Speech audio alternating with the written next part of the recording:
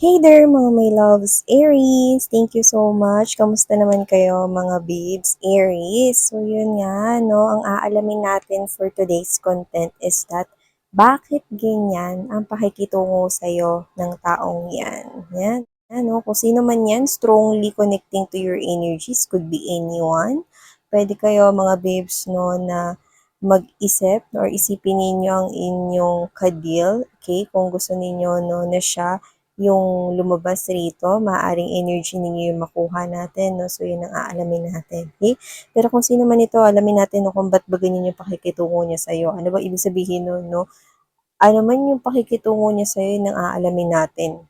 Okay? Whether maganda yan, syongit, or ano. Yun ang aalamin natin. So, wala tayong gender dito. Syempre, wala tayong gender, babae, lalaki, LGBT. Cross-watchers, you're all welcome here, Aries. And of course, okay, just take how this resonates. And this is timeless. So, alamin na natin. Spirit and Angel guides, Archangel Michael, thank you so much. Can you please tell me about this person connecting with Aries? Who is this person connecting strongly with my Aries? Can you please tell me as well the situation? Bakit ganito ang pakikitungo ng taong ito kay Aries? I hope makuha ko yung energy mo. Ikaw na nanonood ngayon, Aries. Aries.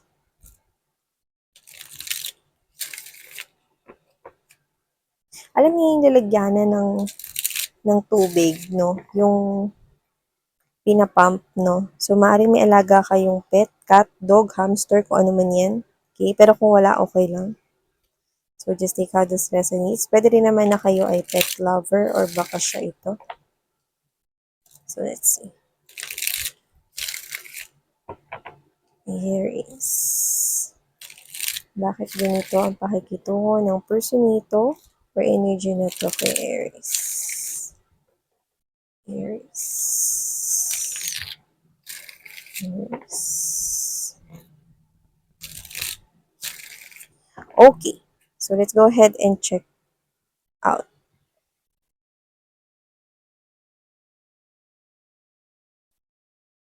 We have here the Ace of Cups. Oh. We have here the Queen of Swords energy. We do have here the Knight of Pentacles energy. The Ten of Swords is here as well.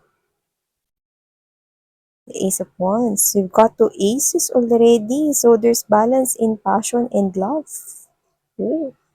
And we have here the Nine of Wands energy. Have here the Four of Wands. Wow. Five of Cups. King of Wands. In the world. Ooh.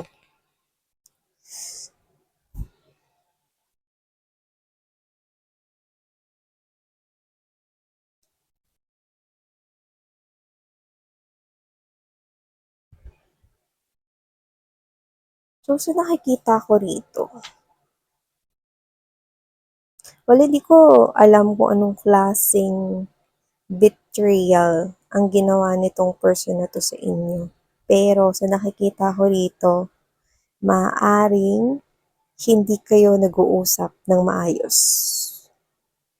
Pero meron ditong dalawang aces which, okay, means na kung sino man itong tao na to na nag-traitor sa'yo, Aries, no? Or nanakit sa'yo, anumang klase ng mali ang ginawa niya sa'yo, ay nakakita tayo dito ng two beginnings sa taong ito. Two new beginnings sa taong ito. Sa ngayon, wala siyang ginagawa, pero nagpaplano siya, nagdadasal siya, nagsa-strategize siya, no? At kung ano yon may kinalaman sa pag-aayos ng pamilya. So, pwedeng sa iba sa inyo, no, pwedeng literal na meron kayong mga anak at pamilya kayo nito, baka ex-husband or ex-wife nito, no, divorce or annulled man or hindi, or yung iba pwedeng naging ka-live-in nyo ito for too long, doesn't have to be na may anak kayo, kahit wala, it's okay. Pero may binabanggit siya ritong pamilya, which is ikaw yung nakikilala niyang pamilya ngayon. Actually, the energy is really standing out and picking up that this is happening in the present moment. So, this person here is someone here na hindi mo binababa yung espada mo para sa kanya. Ibig sabihin, kung sino man siya, no, minsan mo siyang minahala rito, no, pero napagod ka lang. Pwedeng inintay mo siyang magbago. Maaring mahal mo pa rin siya ngayon, no, pero hindi mo alam kung hindi mo kaya siyang tanggapin, kundi mahirap kasi na magtiwalang muli kung sa kanya lang rin naman. Parang ganun. Okay? So, kung sino man ito na maaaring kumontak na siya sa inyo, sa iba sa inyo, yan, nakikita ko rito. No? Kasi sabi ko nga sa inyo, timeless to. No? Pero marami-rami pa rin sa kanila ang hindi pa kumukontak sa iba sa inyo, Aries, kasi nagpaplano pa sila rito kung paano bubuuhin, no, yung tinatawag niyang pamilya ka raw kasi niya. Ayan. No? Alam niya at malinaw sa kanyang isipan rito, no, na nasira ang tiwala mo sa kanya, Aries, no? Pero nakikita ko siya rito hindi kanya susukuan. Okay? Meron siya rito mga pinag-iisipang offer kaya hindi siya rito lumalapit pa sa'yo. Hindi siya kumokontak pa sa'yo, marami-rami pa rin sa inyo, Aries, no? Kasi gusto niya rito mga babes na ayusin na talaga at magpakatino na. Yun ang nakikita ko sa kanya. Ngayon, nasa sa inyo dahil alam ko na nabasag, no, at nawasak nitong tao na to ang inyong pagtitiwala. Nakataas ang inyong espada rito, no, pero willing naman kayong marinig kung anong sasabihin niya. Pero yun nga, no, yung iba sa inyo nakikita ko na gusto ninyo, no, na muli siya rito na parang um, muli siya ritong patuloyin pero yung tiwala is mahirap nang ibalik. Yan, no, para yung sa iba sa inyo. So nakikita ko rito na itong tao na to, no, nakikita ko siya rito magpapadala siya ng isang mensahe, punong-puno ng emosyon. Yan, no. So ito yung una niyang hakbang. Maaring text yan, email, social media platforms, messenger, Instagram, direct message, yan, Viber, kahit ano. TikTok, o sige. So, kung ano man yan na nakikita ko rito, no, na isa itong mensahe na ipapadala niya sa'yo at masusundan pa yan. Yan. No? So, nakikita ko rito, no, na gusto niyo ayusin rito ang lahat ng patungkol sa inyo. So, kaya, kung nag-uumpisa na siyang lumapit sa inyo at hindi niya kayo tinitigilan, kasi seryoso siyang maibalik tong connection ninyong dalawa. Uulitin ko, nasa inyo kung gusto niyo siyang patuloyin sa buhay ninyo, pero kung magpapayo ko bilang isang kaibigan at hindi isang energy reader dito. Okay, nakikita ko kasi kayo na hindi pa kayo ready patuloyin siya. Kung di pa kayo ready at hindi niyo pa alam kung anong gagawin sa sitwasyon, hindi niyo naman kailangan magmadali. Kasi makakapaghintay naman siya ano man ang desisyong gagawin mo. Kung sino man siya na hindi ko alam kung ano nangyari sa kanya rito, no, pero pinakikita sa akin, pinagsisisihan niya ang ginawa niyang kasalanan sa inyo, ano man yun. Kaya kung ano man tong bagay, no, na pumagitna sa inyong dalawa, no, at nasira ang inyong magandang relasyon noon, nakikita ko na itong tao na to, no, ay nais itong ibalik, no. Parang gusto niyang maibalik, no, yung bagay na nasira niya at alam niya na wala ka namang kailangang gawin dito sapagkat siya naman ang sumira ng lahat ng ito. Yan, no. Kung sino man siya rito, Aries, so nakikita ko na parang inayos niya rin yung buhay niya. Yung iba sa inyo, literal na kung sino 'to, maaaring boss na siya nung nagkakilala kayo 'no, or maaaring meron siyang business 'no, na higit sa isa, puwedeng gano'n. So, kung sino man siya mga babes 'no, nakita ko rito na parang naligaw siya ng landas 'no, at naibaliktad niya na ang damit niya.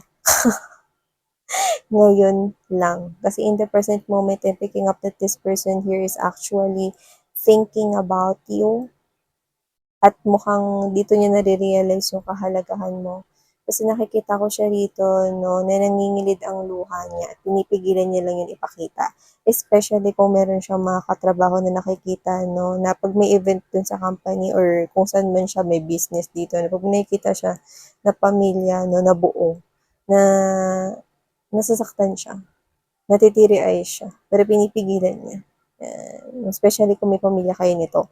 Kung wala, carry lang, pero nakikita ka niya bilang kanyang pamilya, Aries. Okay, so pwedeng matagal kayo nagsama niyan. nag-live-in, or matagal kayo in relationship, boyfriend, girlfriend, just take how this resonates, no? Pero namimiss ka niya ng sobra, Aries. Sinusubukan niya, okay, na na I don't know kung actually ikaw rin, eh. Parehas kayo, eh, sinusubukan niyo, okay, na parang, um, 'wag nang magbigay ng atensyon sa isa't isa. Mag-move forward na lang. Pero kung siya naman 'tong pinag-uusapan natin dito, hindi niya kayang mag-move forward kasi ikaw nga yung gusto niya. Sa'yo at sa'yo pa rin siya bumabalik. Wala pa ring makakatalo sa'yo, 'no? Yun ang nakikita ko rito. At kung ikaw man, okay, kung reading mo man ito, maaaring sinubukan mo na rin na parang ibaling sa iba, na mag-focus na lang, 'no, sa mga paparating na mga posibleng options when it comes to love. Pero ikaw 'to na hindi mo maipaliwanag kung ba't hinihila ka pa rin, 'no, yung atensyon mo ay bakit natutuon pa rin dito sa past person na ito. So, ang kinikilos nitong tao na 'to, 'no, ay dahil sa siya ay nagsisisi, nanghihinayang, 'no, sa tsansang ibinigay sa kanya noon, pinakawalan niya pa. So, yun ang nakikita ko dito. So, kung bakit ka niya kinukulit, kung bakit di siya nagiging ganyan sa'yo, ay dahil gusto niya talaga, 'no, na bumalik ka na sa kanya at ayusin dito, 'no, ang minsan ninyong tinayong pamilya or minsan ninyong tinayo na relationship. Yan. Yeah, mahirap talagang buuhin, mga babes, 'no, ang nasira na. Kasi, you know that story of that jar, isn't it, 'no? Pag bumagsak yun sa sahig, 'no, magkakabasag-basag yun. At kahit na pagdugtong-dugtungin pa yun ng mighty band or bull, 'no, makikita mo pa rin yung parang crack nun, 'no? So, it will not, okay, it will not really get fixed, lalo na kung yung isa sa inyo is hindi pa talaga handa. Okay? Bigyan ninyo ng time ito. Okay? Bigyan ninyo ng time yung sarili ninyo, no, na makapaghanda para sa ganitong klase ng bagay. Kasi, sa nakikita ko rito, kahit abutin ka pa ng 10 years no mag-isip, makakapaghintay yan. Kasi this time, seryoso na siyang panindigan ito, no, together with you. So yeah, Aries, ito ang mga mensaheng nakuha natin for you guys about this person here, kung ba't siya ganyan. Thank you so much, Sarang Haya Love and Light and